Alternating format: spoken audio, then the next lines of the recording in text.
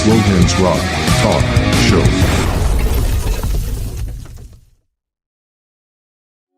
Looking to get a professional website built at an affordable cost? Then look no further. Nova Web Design offers you all the services required to put your business on the map. Whether it's website redesign, website development or website maintenance, it's all here and more. Click the link in the description for more info. Before the video starts, if you could do me a huge favour and make sure that you have subscribed to the channel. It's free, it only takes seconds to do, and it really does help the channel continue to grow. Now on to the video. Chris, Jim, thank you so much for making a bit of time out of your evening to come onto the podcast and to speak to myself all about music. As I just said there, we'll speak about music for yourselves, we'll speak about the band and anything else that fits in between. But before we get started, are the two of you doing okay? Fabulous, mate. Thanks for having us on. Much appreciated. That's fine. I look forward to it. Podcast and we're amongst the. It looks as though we're amongst the esteemed other guests. You know, having a look at your back history. Oh, I don't know about that, but it's good though that I started the podcast just over 2 years ago. And I mean, it's probably similar to yourselves. I'm a music fan. You know, I love music. I play guitar. I sing. I've loved music for the last 30 plus years. It's something that's important to me. And at the end of the day, I enjoy talking about music with other musicians, whether they're established acts or whether it's the unsigned acts. It's amazing how much of a similarity. Everybody's got the same experiences, and even if you go across the world, it's still the same stories that you hear, but everybody's got their own wee story to tell. So it's good to hear. But what I do with all the guests is I go back to the very beginning. So for each of you, where were you originally brought up? Want to go first, Chris? Yeah, go, mate. You go first. So I was brought up in Barheadine. I don't know if you know that, just in East Renfrewshire. Yeah. So, you know, brought up there, born in Paisley, but brought up there, went to school there. I suppose that's the years you talk about, innit? The ones that you went to school. And then, you know, met my wife fairly young, got married fairly young, and we lived in Renfrew for a while in Erskine. Now I live in Kilwinning in North Ayrshire. Right, okay. What about yourself, Chris? Where are you originally from? Well, probably as my accent gives away, mate, I'm not a local. So, I was brought up in a place called Upminster, which is sort of in between sort of London and Essex. Yeah. So, yeah, grew up around there. Mum and dad are both North Londoners, so you spent a lot of time around North London as well, visiting sort of grandparents and stuff. So, moved up to Erskine in 2000 Christ, that's worrying. About 16 years ago. When you've got to start counting, it means it was a long time ago. Yeah, it was a good while ago now, yeah. So see, for each of you, I'll start with Jim, just since we're kind of going in that order. Were you exposed to music from a young age? And if so, where did that come from? Was that parents or siblings? I think my parents, they were music fans to an extent. So, but I can always remember I had this will show my age here, but I had a record player in my room. Yep. When they didn't have one in the living room, you know. Yep. And there would be some albums kicking about, you know. They were kind of country and western fans, you know, Marty Robbins and stuff like that, Tammy Wynette and stuff like that. But I remember they had a sort of 60s compilation album. Right. It had the Trogs on it. It had the Kinks on it. Remember the Time of the Season by the Zombies and some other stuff that you wouldn't really listen to. But yeah, I think that's probably where it started. It started at the Kinks, and then that got me a wee bit interested in other sort of 60s. You know, I found out that my uncle was a big Beatles fan. I could never understand why my parents weren't Beatles fans, and I used to say, you know, how could you have grown up in the 60s? Yeah. Not being a Beatles fan. I mean, how does that work? You know, but my uncle, I used him like a library. You know, I borrowed Revolver and then took it back and got Sergeant Pepper, and that was my sort of and starting point. Such, you know. What about yourself, Chris? Those very early years, were you in? What music were you exposed to? Yeah, I think it was funny actually. It's just Jim talked about the Beatles. I remember my mum and dad having a copy of Sgt. Pepper's on vinyl when I was really young. But I think most of my music was probably influenced by my big sister. So she was out at gigs and sort of going to stuff when I was sort of 12, 13. She was going to see Oasis and sort of just had CDs kicking about the house that I'd nick, and then she'd have a pop at me because I've taken all the CDs out of the room. But sort of all the indie stuff, sort of all the early 90s, the Stone Roses, I remember sort of playing, and obviously we're all into the Beatles and sort of the Stones. My dad actually went to see the Stones in '63 in a little club in North London called Club Norique. Yeah. So he saw me in an under 100 capacity venue, I think. It's crazy. Like my mum and dad were born in the 50s, so they would have been at a perfect age, you know, for discovering music, late 60s, early 70s, and the amount of great classic bands that they listened to, but that was just the bands of the time. But you're talking about the Doors, the Who, Creedence Clearwater, you know, the Rolling Stones, Led Zeppelin, the Beatles. I mean, the list goes on and on and on. And I mean, all these bands now, they're like 50, 60 years old. You're still people discovering them, and they're still just as good. You know, when you think about it, like you think about the Beatles, the technology they were using was ridiculously poor. It was so primitive, but the music still stands up 60 years later. Yeah, 100%. And I think the way that they, especially towards that kind of later period, you know, maybe from sort of 66 Revolver onwards, you know, there was a period of time where I suppose they were sort of breaking boundaries and inventing new ways of doing things, you know, and it's amazing what they come up with, as you say, with, you know, very limited equipment, you know. Yeah, it's an interesting one, because I always think, when you think back, like the 50s is kind of where it started. There was obviously music before it, but the 50s is where it kind of started. The 60s had their own sound, the 70s had their own sound, you've got disco, you've got punk coming out. The 80s had their own sound with more electronic type stuff.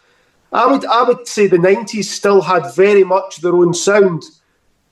But I kind of feel like, I don't know if it's my age now. I'm mid-40s, so I don't know if it's when it got to 2000, still plenty of great music being created.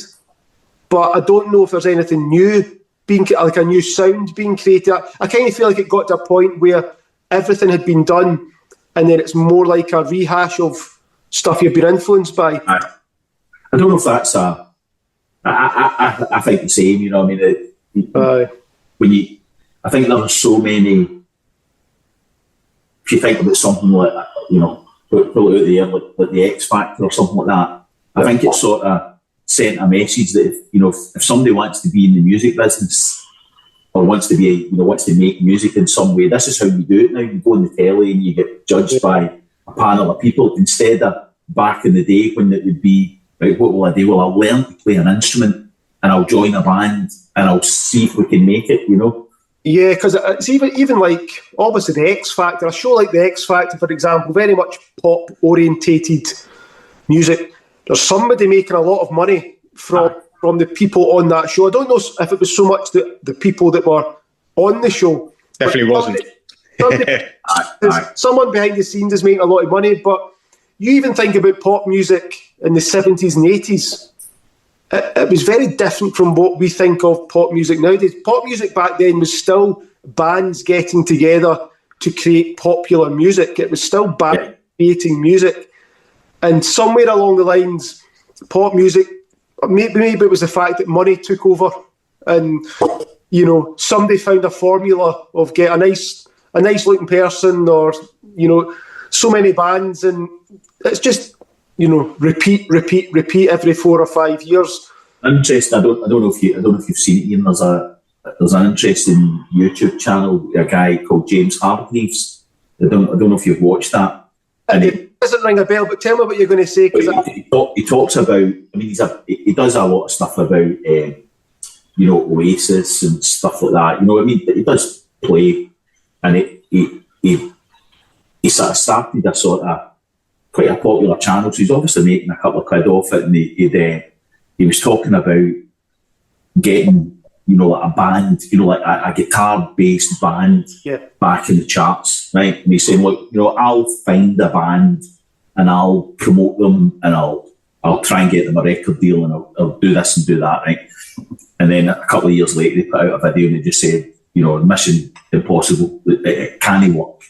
Because what he was basically saying was that anything that's successful in the charts is manufactured in some way, and the amount of money and expertise that goes behind making somebody like Taylor Swift or something like that, you know, making someone like that successful, he said you just cannot compete with it, you know? Yeah, but thankfully there's still great music out there. You just need to look beyond the charts, thankfully. 100%. I mean, the charts don't really, personally, they don't really mean anything to me. It's probably not to many people nowadays.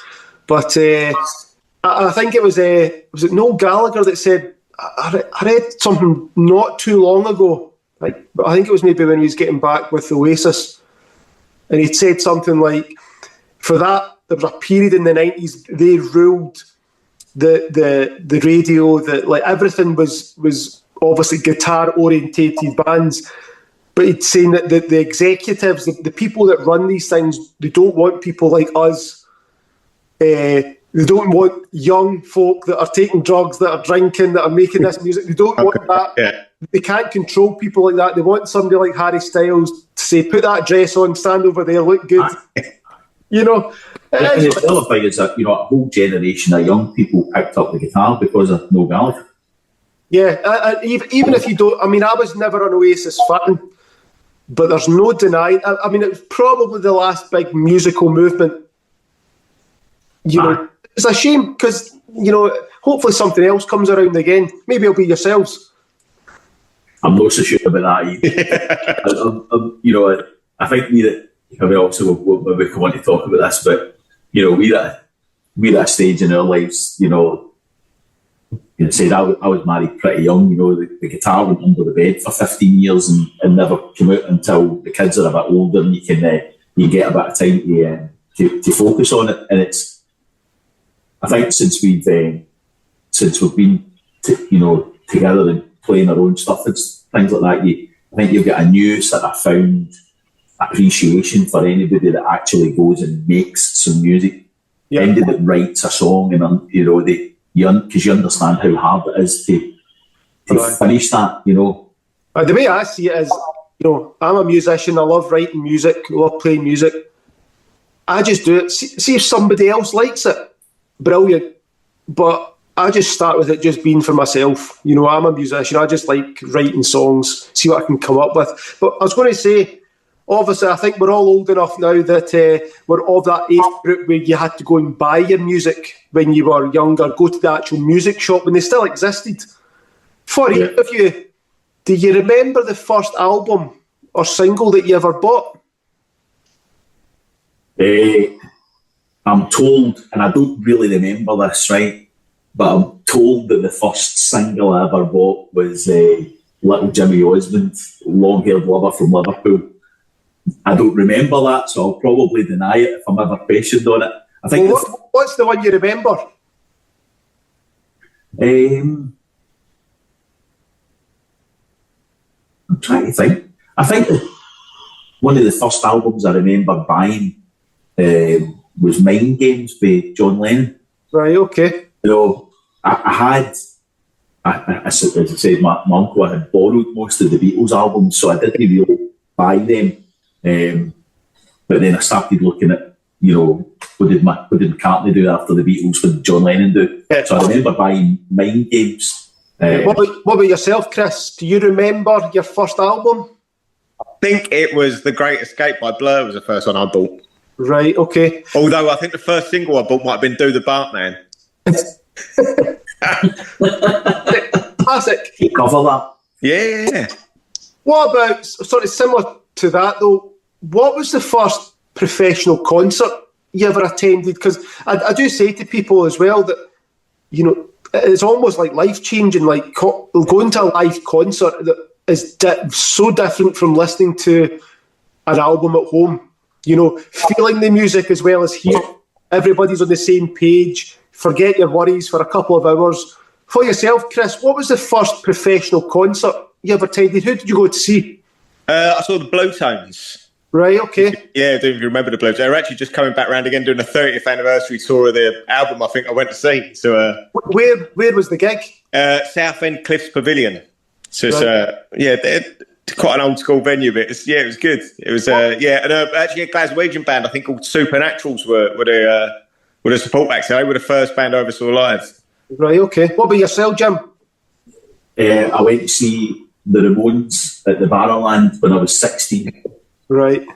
Which is, 100 mile an hour rock and roll, brilliant, just. And the Barrowlands is such a good venue as well. I mean, I was in there a couple of times last year, and it's still my favourite venue to go to. It's just I don't know if it's the size of it, the shape, just the setup of it. It's just it doesn't matter where you are. You've got a good view. The sound sounds really good. It's just the right size, and the sound's usually good and stuff like that. It's a flat venue, It's brilliant.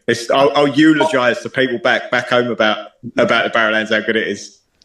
I know. I mean, every time you walk up them stairs, you go through the doors. It's just like it's brilliant. Aye, absolutely. What about yours? What was your first gig? My first gig was actually 30 years ago this year, and it was Metallica. Really? I went to see them down in Newcastle Arena. And that was back when they were young. They were still alcoholics probably, and it was a little bit.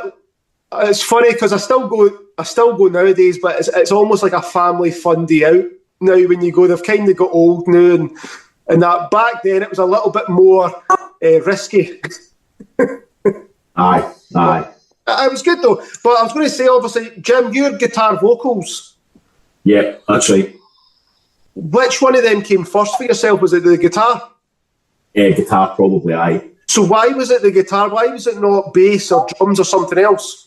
I sort of remember there being, a wee sort of Spanish guitar in the house somewhere. Yeah. I think at the time, maybe it might have been maybe 6 or 7 or something like that, and there was a guitar in the house. I obviously didn't know how to play it or anything like that, but I sort of remember it being around, and probably around about, maybe around about 11 or 12, just sort of starting to get ready into high school. I think I picked it up and tried to learn it. I got some pitch pipes so that I could tune it. Yeah. And I bought a book, how to play the guitar, and managed to learn a couple of chords, and it sort of progressed to there. So it was definitely guitar first.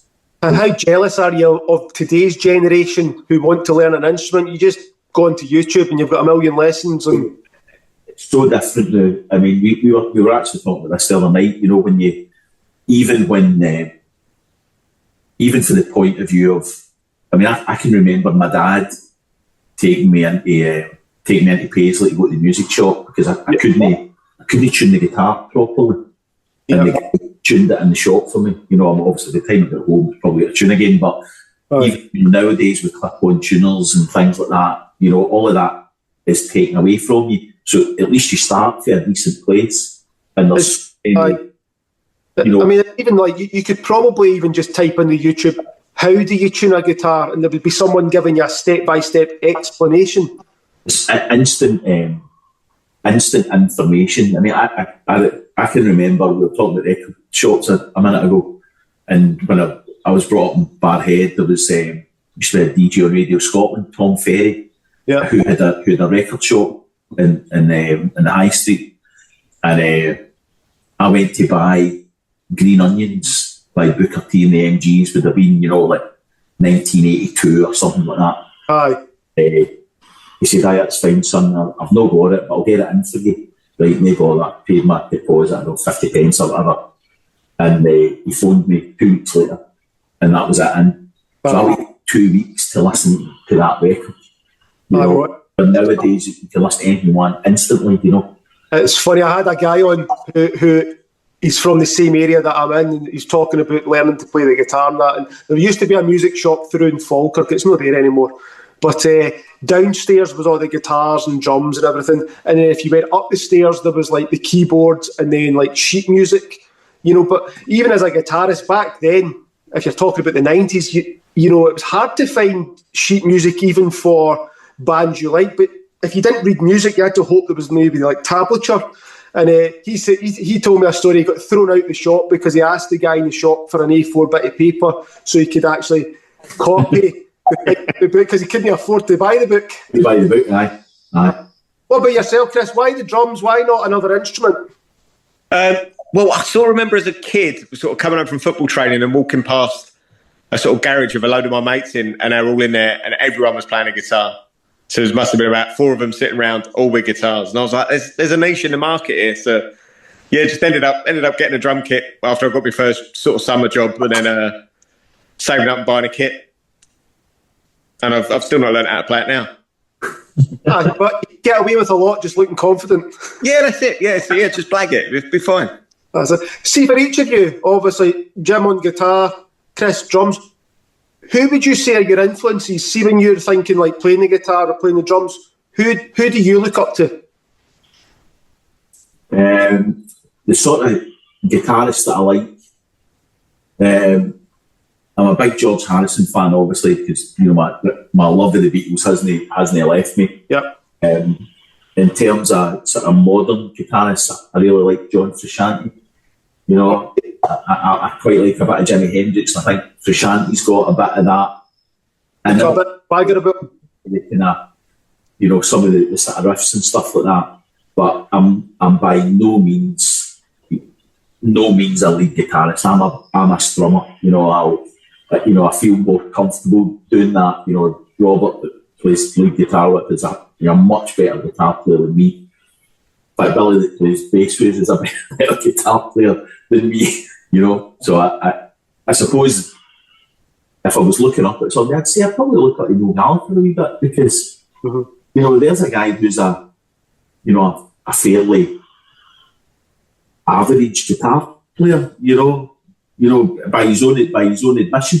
Average guitarist, but a really good songwriter. You don't need to be a technically gifted guitarist or whatever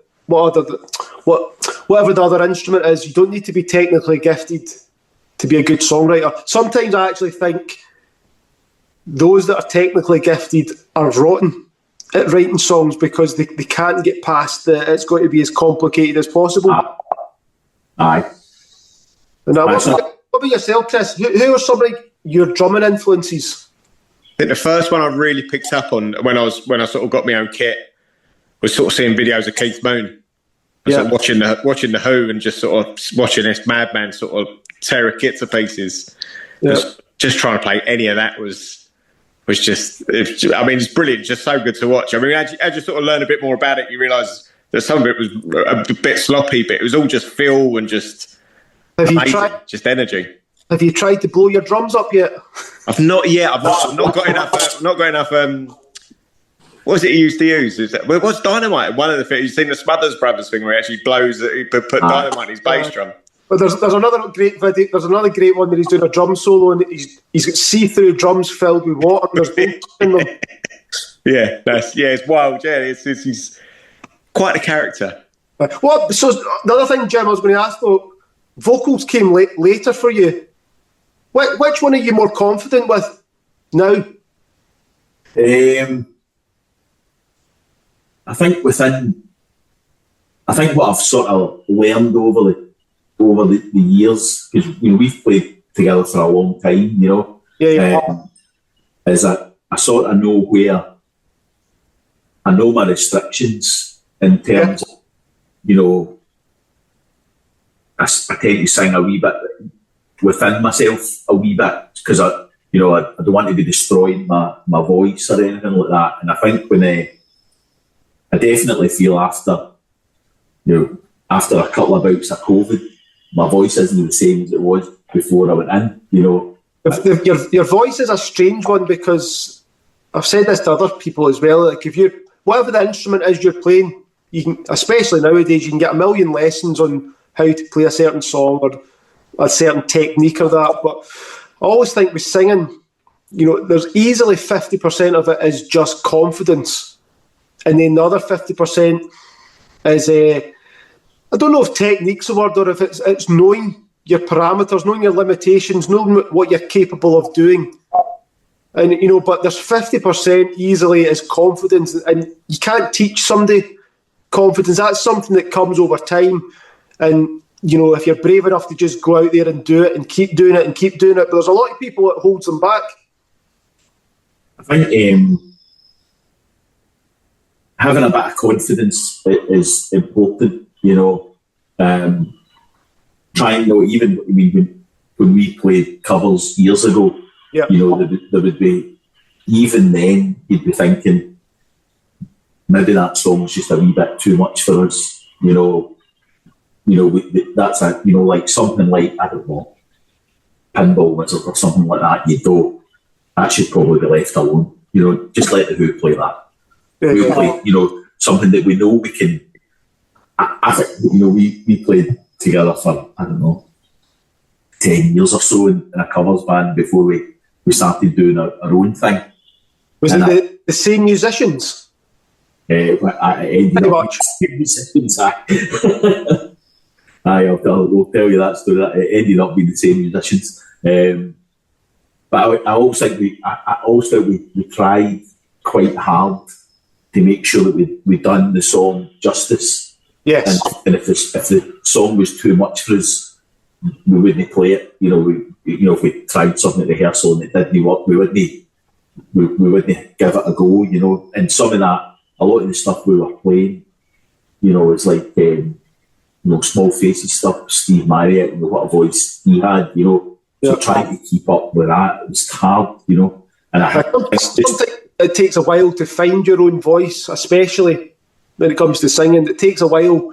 I'll let you know if I find it. Like whether it be playing guitar, drums, vocals, you're influenced by people, and a lot of the time when you're starting out, you try to copy them, but you find your own groove. Hopefully. Aye, and I think that is a lot easier. It's easier to be yourself when it's your own material. When you're singing your own song, you can only sing it one way, and that's the way that you sing it. Yeah. If you're doing covers, it's easy to lean into doing impressions of singers rather than just singing it yourself. Obviously, am I right in saying there's 4 in the band? 4, yeah. Hey, it's Natalie Shay here, and you're watching the Slowhands Rock Talk Show, talking all things music. Just a very quick message to say thank you for watching. It really is appreciated. If you could hit the like button, subscribe to the channel, and remember to hit the notification bell. That way you won't miss any future episodes that come out. Now back to the video. Describe for me your other 2 band members.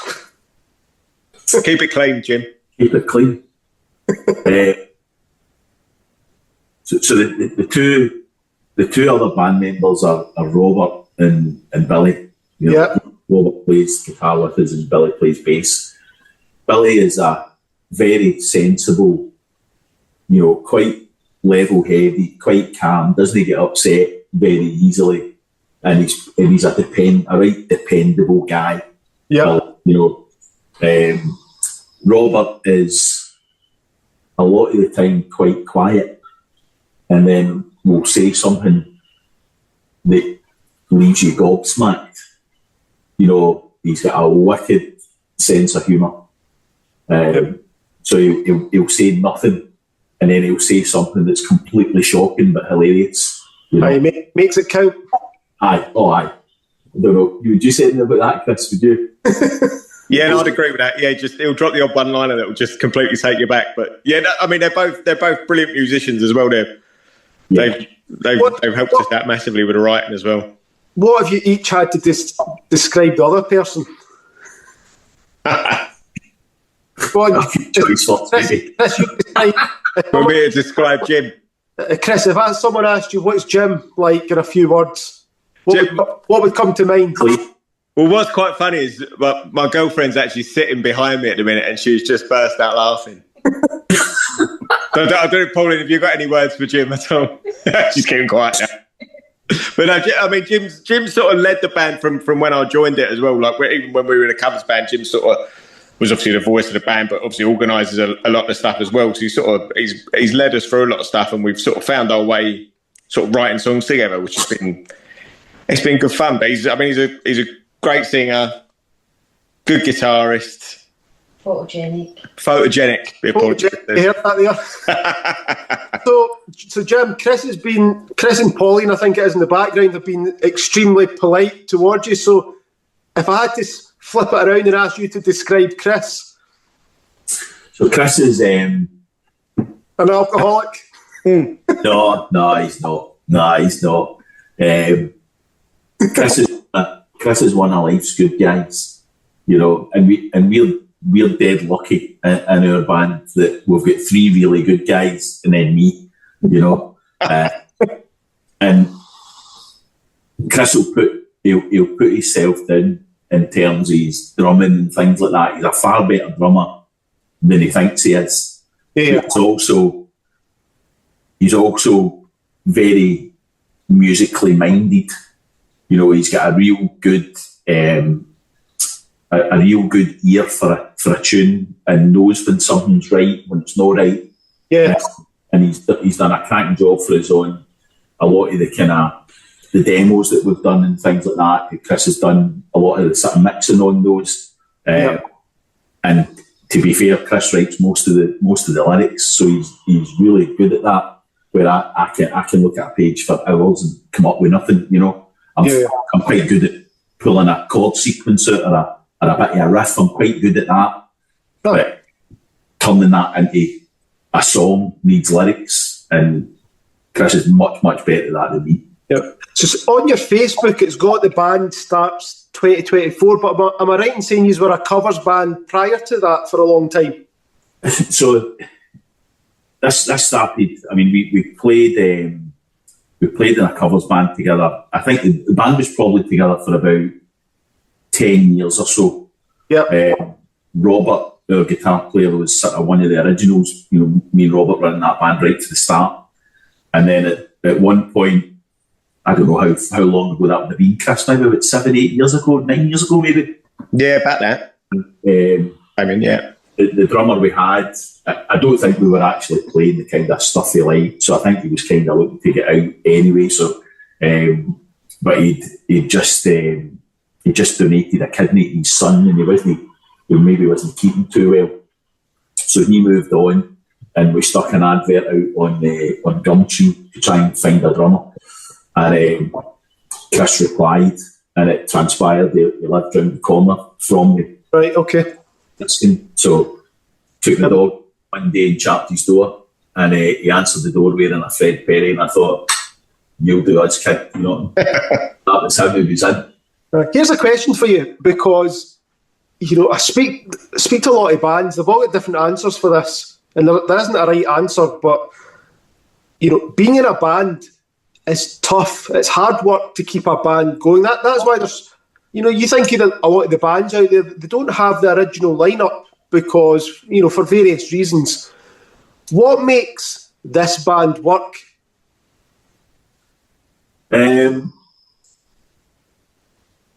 think I'll speak for everybody when I say I think we've got a really good camaraderie. We're good mates, you know.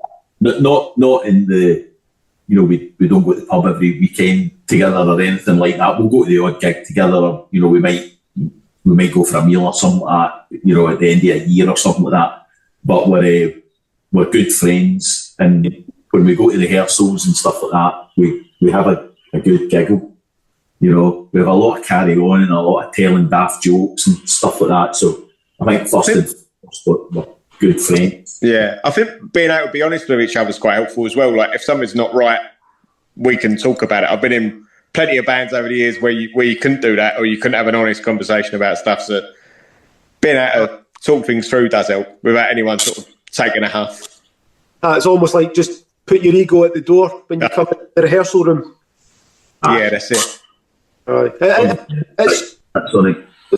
Chris, sounds extremely obvious. but the amount of bands that split up because they're unable to do that. Oh yeah, just been able to talk to each other. Yeah, it's crazy. And I've seen many a band fall apart before they even got started due to egos. But obviously the band kind of 2024, it's got the band kind of started as an originals band. Jim, you sent me across the first single, This Is Real, released 6th of February. Yeah. Had a listen to it. I let my girlfriend have a listen, because I always like say, who do you think this sounds like? I like to try and guess people's influences. I don't think I'd be far off saying it's a lovely cross between Oasis and Stereophonics. It's got that great 90s Britpop feel to it, which I think's missing. You know, I wasn't a big fan back then, but over the years I then start to discover all these bands from my youth that I initially snubbed, and then I'm like, actually, they've got some pretty good tunes. And of course, some of these bands are still on the go, but it's got a great 90s feel to it. I was going to ask, what is the band's songwriting process? So, like you said, Chris likes to do a lot of the lyrics, obviously, as well as the drumming. But does the band have a preferred songwriting process? I think, we'll probably start, Chris plays guitar as well. So, we might start off with... That's a stretch, Jim. I'll pick it up from time to time. I'm not sure I'll play it. Well, if you can play it whilst playing the drums, I'll be impressed. Play it with his toes. So we usually start off with that, I'll come up with something, whether it's just a couple of chords that go nice together or something like that. Would you start though with trying to come up with a melody rather than starting with the lyrics first, for example? Aye. Normally, Chris has got a phone full of audio recordings that I've sent him of me singing nonsense, just yabbering syllables, just like humming a vocal melody. I mean, I've had a word with the police to see if I can get you to stop it, but I mean, so far they've not intervened. So far, yeah. So that's normally how it will start. Is I maybe come up with something. Chris has done it, back to me as well. Come up with a wee chord sequence. Think, what do you think of that? And that sounds pretty cool. Yeah. Sometimes I'll send them something. One of the songs that we did eventually complete, and it's in the set now. I started it off as I thought I was writing a bit of a ballad. It was really slow, and when I sent it to Chris, he speeded it up. And all of a sudden it sounds better, and we've continued with that. Or we might, slow something down. One of you will come up with a different idea for it. Yeah. And I'm assuming that you'll present the ideas will be presented to the other two guys as well. Let them add their parts, build this song to make the song better, to make it what it becomes. I mean, we'll probably get to a stage where we've recorded a demo of some description. Yeah. Even when we're doing that, if I'm putting a bass line on it or something like that, Chris is putting a bass line on it, we'll not concentrate that much on the bass line, because we know when we give it to Billy will do a better job than us, or when it might have an idea for what a solo might. I'm not really very good at guitar solos, in all honesty. I can muddle my way through them after about 20 takes or so, but I might get a bit of an idea. I think it might sound something like this, and then Robert will get a hold of it and do his own thing with it. Yeah. And then we'll take it into the studio and play it around for a wee while, see what we like, see what we don't like. I mean, we took some new tunes into the studio last night, and we ended up adding extra chords in because somebody said, why don't we try that? Why don't we put a D in there? That might sound pretty good. And you go, it actually does sound good. So it becomes more of a joint effort once we've got the basis of an idea, I think. What about, how does the band like to actually record? Do you record, like, for example, do you record the rhythm section live? Do you start with just the drums and layer everything on top of it? Like, what's the preferred way to record? I mean, so far all we've really been doing, amongst Chris's talents, is that he's really good at programming the electronic drums and, you know, and GarageBand or something like that. So far, the recordings we've just done on GarageBand.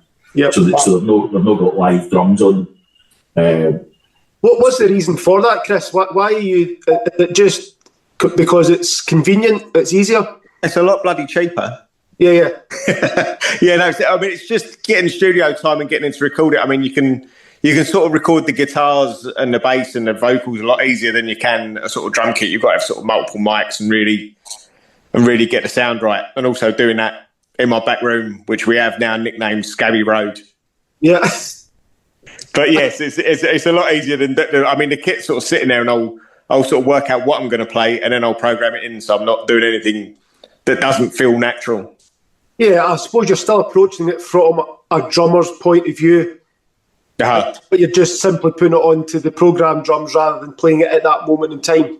Yeah, that's it. Yeah, it's just a bit out of convenience more than anything else. But it'd be nice to actually get in the studio and play it properly. Yeah, damn drummers. Yeah. I think we would like to do that though. You know, I think we'd, we know some people that are, sound engineers, etc., and we've spoken to them about it. You know, and they do make a good case for, just getting into the studio and just recording it as a band and try and get that kind of band live feel to it. You know. Yeah, I mean, there's quite a few bands I've spoke to, and they're all great bands, and the recordings sound great. But they've said to me they really struggle to capture what they do live in the studio. You know, the recordings they've got are great, but they're saying that when they play live in front of an audience, there's just a little bit of magic that's not there when they're recording. It's hard to try and capture that. But I think that's quite common with a lot of bands. Yeah, I've done that a lot of times over the years, sort of played in different studios with different sort of engineers and producers and stuff, and sometimes it clicks. You've got to get the right person, and you've got to spend a bit of time doing it as well. It's quite a time-consuming process to get that right. I mean, I played with a guy years ago back in London who pretty much make us play live and would say, well, look, don't worry about the click track. We'll just see how far, as long as you don't drift too far out, let's just go for it and get a good live feel. So that sort of worked for the band I was in at the time. But then you think we were talking about that earlier. You think all those bands from the '60s, and nobody played that click track. That was your feel, And you take those songs now, you could probably put them against a click track now and match it all up. But there would be something missing, and it's probably the human feel. Yeah, just a bit of push and pull with it. But at the same time, there's certain types of music, you do want it to sound perfect. I record music this end, and similar to yourselves, the drums get programmed out of convenience. Mm-hmm. Even though there is a drummer there, and bass player. I'm a guitarist, so I'll put for the demos. I'm a guitarist that thinks he's a bass player until he actually hears a bass player. So it'll be like the root note of each chord, just so that knows what it's like. That sounds like my bass line. They're very basic until Billy will get a hold of them and they'll, I'm just playing root notes, he's playing harmonies and stuff like that. It's totally different to what I play. Here's a question for both of you. Obviously, you have done writing and recording across the years, whether it be this band, maybe it was other bands as well, and you've obviously done live gigs. See, for the rest of your days, if you had to choose one, writing, recording, or just playing live, which one would you pick? I think I would probably go play live. Yeah, what about yourself, Chris? I'd definitely be writing and recording. Yeah. Moving a drum kit about is awful. Chris, I'll sweeten the deal for you, Chris. What if you also had a roadie for the rest of your days that set your drum kit up? I'll think about it. But I was going to ask as well, obviously, you did say you were a cover band, you're doing originals now. How refreshing is it to simply be creating your own music now rather than playing somebody else's songs? I think when, the sort of stuff that we were doing as a covers band, as I said, we were trying. I think every band needs a bit of quality control. You know, you need to be kind of brutally honest with yourself and say if something's good enough or not good enough. And obviously, you know, if it's not good enough, it's not good enough. You have to control that yourself. And I think the sort of the genre that we played, you know, we played a lot of the, you know, I mean, I think we were all mods when we were young, you know. So maybe we still are, you know. Younger. Younger. So the set list was made up of stuff like, you know, the Jam, the Who, the Small Faces, the Animals and stuff like that. And we ended up between COVID, we never really recovered after COVID in terms of, because we used to gig, you know, twice a month or something like that. You know, we played some really decent venues, and you know, we played some of the, you know, the big sort of scooter rallies and stuff like that, and we were doing fairly well. But there's a million bands doing it, you know. Yeah. You know, even in the time of COVID, and then we had some family stuff after that meant we took about a year out, you know, where we didn't really play. And there had been a real swell of bands. I mean, 20 bands must have appeared doing the same sort of stuff that we were doing whilst we were only doing it. So it's funny you say that. I play covers in the gig. I do the pub gigs just to make extra cash, eh? And I swear to God, I think there must have been at least 20 people in this area that learned to play the guitar and sing during COVID, because I was doing gigs before it, and then see trying to get a gig afterwards. It's like there's not that many. There's not as many pubs, but there's twice as many musicians want to play in them. But as much as it can feel a bit soul destroying doing somebody else's songs, it's great practice to know, you know, if you're a vocalist, what am I capable of singing here? You know, where is my line? If you know, and just to simply read each other as a band, you know, it's great practice. When we tried to sort of get going again, you know, I had sort of one eye on all these bands that had appeared, and I was thinking, right, if we're going to get going again, let's try and throw in some different stuff, you know. Yeah. So, you know, sent out maybe, I don't know, 5 or 6 songs to the guys, you know, why don't we learn these ones and we'll get back in the studio. And there wasn't really, I think during that sort of year where we did a bit of a break, some of the guys had taken on other things, you know. Their keyboard player plays with a Paul Weller tribute band now. Yeah. Billy was away playing bass with someone else. Robert had joined a Who tribute band. So it just really me and Chris that were left, and we're thinking, well, look, you know, we still want to make some music. So that's kind of how we sort of started, you know, like kind of swapping. What do you think of this wee riff? Or, you know, what do you think of this melody? You know, and before we knew it, we maybe had, I don't know, maybe four or 5 tunes that were kicking about, and we're thinking, you know, this could maybe be something, you know. So we sort of went, well, we need a lead guitarist then. Who will we get? Well, why don't we get Robert? So we got Robert back in. Circumstances had changed. Yeah. Robert came in, and then we went, well, we need to get a bass player. So we got Billy. So we ended up out of the 5s that were in a covers band together, 4s are together, and this band. And there's a sort of open invitation to the keyboard player that he can come whenever he feels like it. But he's out he's preoccupied. You know, I don't think he if he was going to come, he'd came to know. So we just soldier on as the 4As, you know.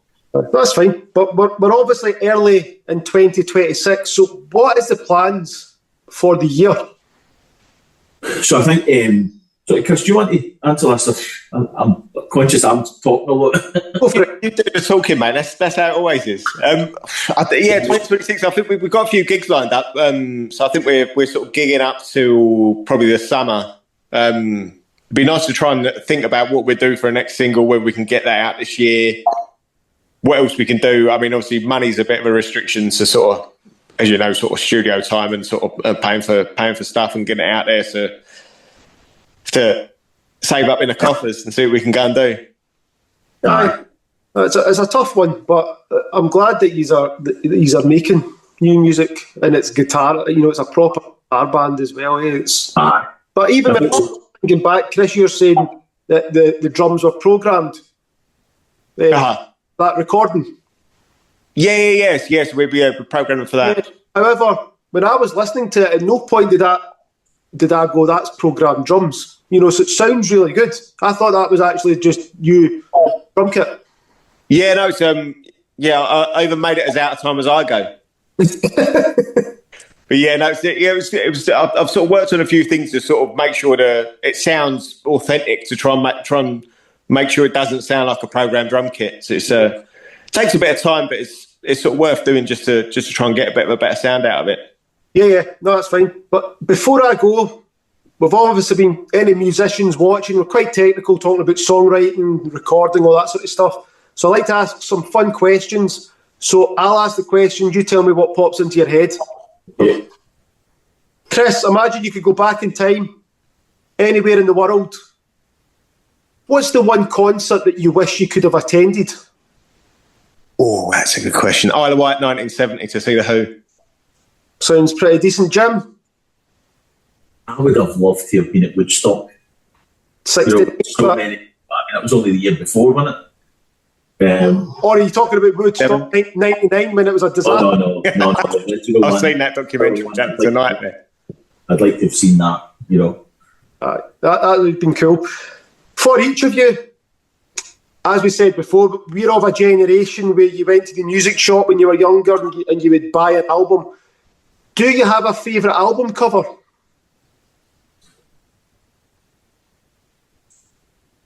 I would say, for me, it would be Revolver. Okay. I think London Calling, with Paul Simonon smashing his bass up. But that's a great cover. But I think it's a rip-off of like a Elvis album cover, like the way they've done the text.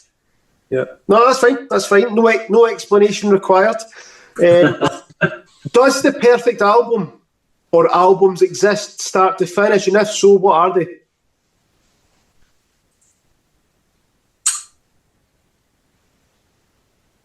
I think it does. And my answer, no surprise. I would say it would be Sgt. Pepper, I think.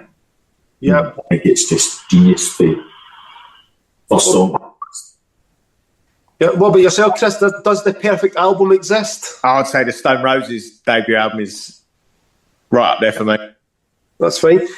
Chris, you're playing drums, Jim, guitar, vocals. Is there another instrument that you wish that you could play? Well, I wish I could play guitar. Keyboard, piano. I'm actually in the middle. Tomorrow I've got my fourth piano lesson. Right. So I'm actually trying to learn it. Not very successfully just now, but I'm trying. I don't know, Jim. Done a cracking version of Chopsticks. You think though, like Chris could be playing the drums and the guitar. Jim, you could be doing like another few instruments. It's like a 2-man band. We could sack the other two. Yeah, sounds good. Here's a question for you. Imagine you've got a dead body in the back of your car. It's 4:00 in the morning. You need help disposing of that body, no questions asked. Which member of the band are you phoning for help and why? I'll be phoning Billy because Billy used to be a copper, so he might be able to help us out. He might have a few good ideas. What about yourself, Jim? Well, I think it would need to be Robert. I'd phone. I think he's got a wicked side, so he's probably done it before. You know? That's fair enough. Now, as you know, thousands and thousands of great songs written and recorded across the years by different bands, different artists. What's the one song you wish you could have sat in the recording studio to witness the band record the song?